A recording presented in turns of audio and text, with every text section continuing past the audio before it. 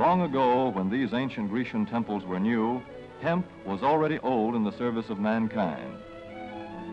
For thousands of years even then, this plant had been grown for cordage and coarse cloth in China and elsewhere in the East.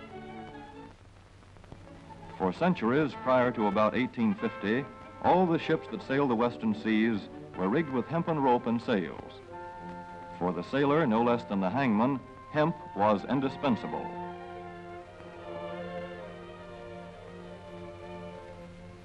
A 44-gun frigate, like our cherished Old Ironsides, took over 60 tons of hemp for rigging,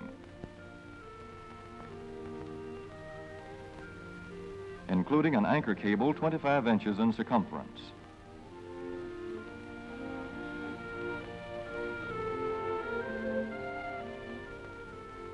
The Conestoga wagons and prairie schooners of pioneer days were covered with hempen canvas. Indeed, the very word canvas comes from the Arabic word for hemp. In those days, hemp was an important crop in Kentucky and Missouri.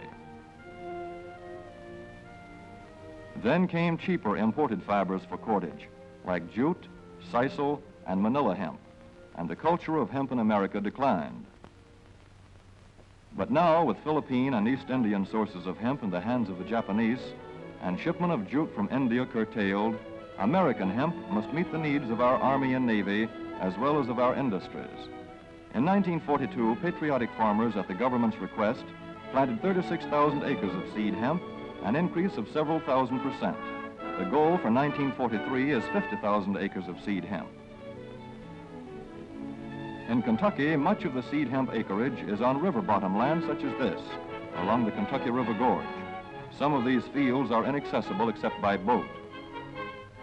Thus, plans are afoot for a great expansion of the hemp industry as a part of the war program. This film is designed to tell farmers how to handle this ancient crop, now little known outside Kentucky and Wisconsin. This is hemp seed. Be careful how you use it. For to grow hemp legally, you must have a federal registration and tax stamp. This is provided for in your contract. Ask your AAA committeeman or your county agent about it. Don't forget, hemp demands a rich, well-drained soil such as is found here in the bluegrass region of Kentucky or in central Wisconsin.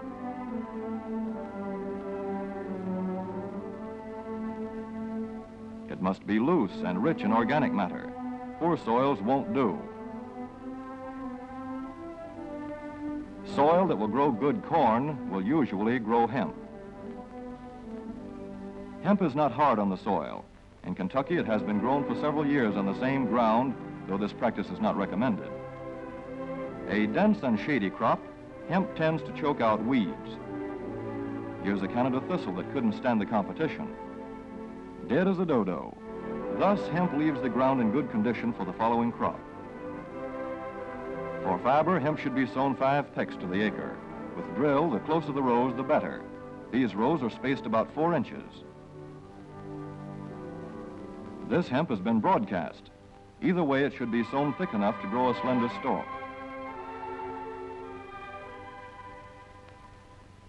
Here's an ideal stand. The right height to be harvested easily, thick enough to grow slender stalks that are easy to cut and process.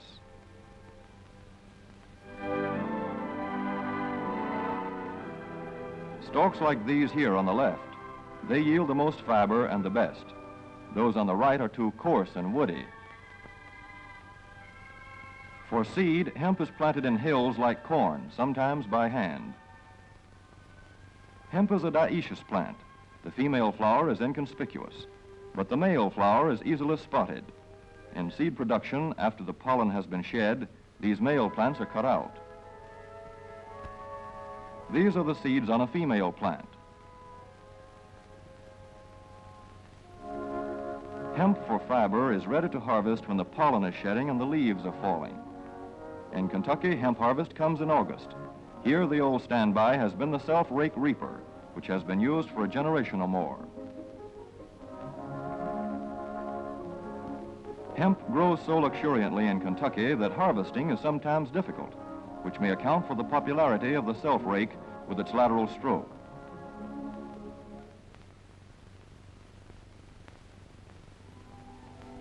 A modified rice binder has been used to some extent.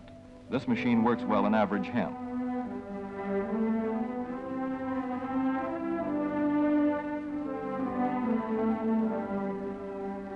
Recently, the improved hemp harvester, used for many years in Wisconsin, has been introduced in Kentucky.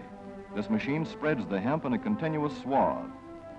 It is a far cry from this fast and efficient modern harvester to the Armstrong model of yore. But here's one kind of harvester, at least, that doesn't stall in the heaviest hemp. In Kentucky, hand cutting is practiced in opening fields for the machines.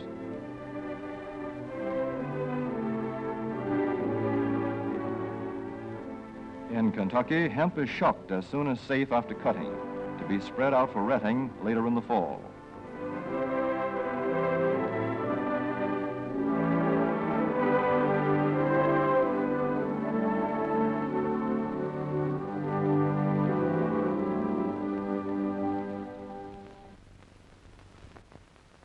In Wisconsin, hemp is harvested in September. Here, the hemp harvester with automatic spreader is standard equipment. Note how smoothly the rotating apron lays the swath preparatory to retting. Here it is a common and essential practice to leave headlands around hemp fields. These strips may be planted to other crops, preferably small grain. Thus, the harvester has room to make its first round without preparatory hand cutting. Here the machine is running over corn stubble. When the cutter bar is much shorter than the hemp is tall, overlapping occurs. Not so good for retting. The standard cut is 8 to 9 feet. The length of time hemp is left on the ground to ret depends on the weather. The swaths must be turned to get a uniform ret.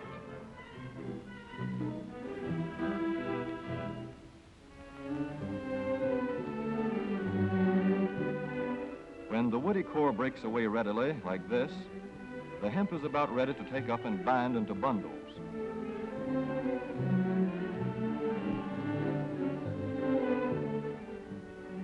Well-retted hemp is light to dark gray. The fiber tends to pull away from the stalk. The presence of stalks in the bowstring stage indicates that retting is well underway.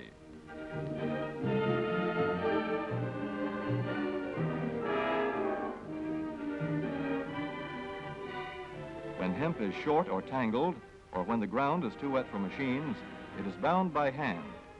A wooden buck is used. Twine will do for tying, but the hemp itself makes a good band.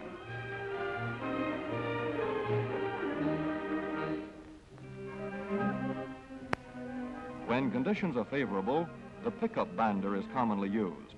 The swaths should lie smooth and even with stalks parallel. The picker won't work well in tangled hemp.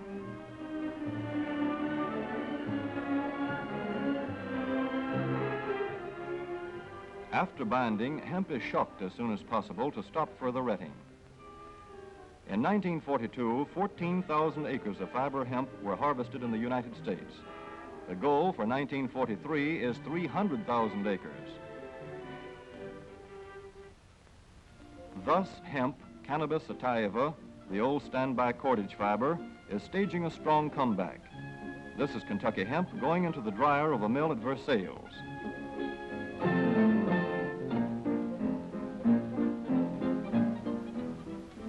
In the old days, breaking was done by hand, one of the hardest jobs known to man.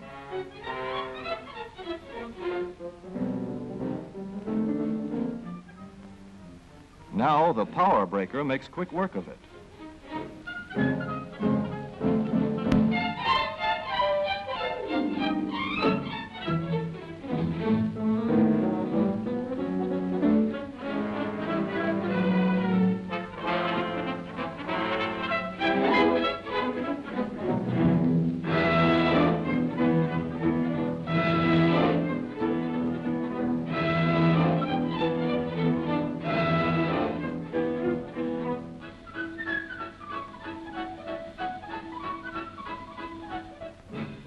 Spinning American hemp into rope yarn or twine in the old Kentucky River Mill at Frankfort, Kentucky. Another pioneer plant that has been making cordage for more than a century.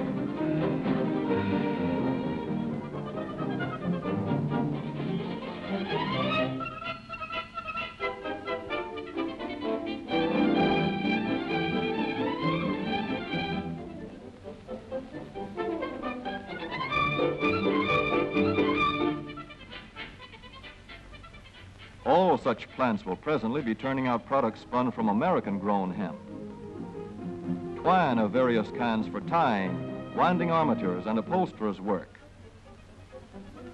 Rope for marine rigging and towing, for hay forks, derricks, and heavy-duty tackle. Light-duty fire hose. Thread for shoes for millions of American soldiers. And parachute webbing for our paratroopers.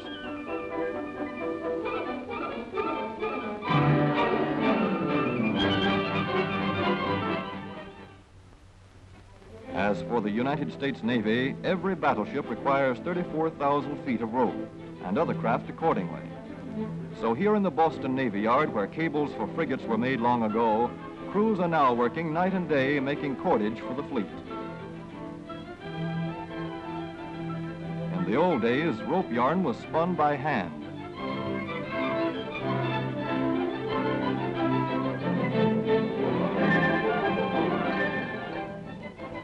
Today, even the rope walk is mechanized.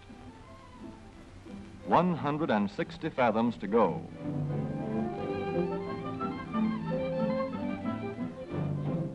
The rope yarn feeds through holes in an iron plate.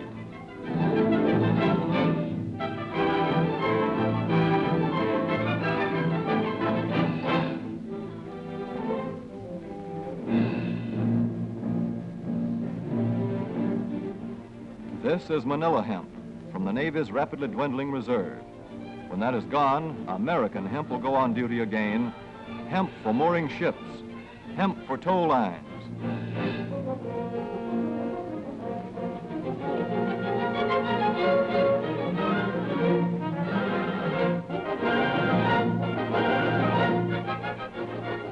Hemp for tackle and gear. Hemp for countless naval uses, both on ship and shore. Just as in the days when Old Ironsides sailed the seas victorious, with her hempen shrouds and hempen sails.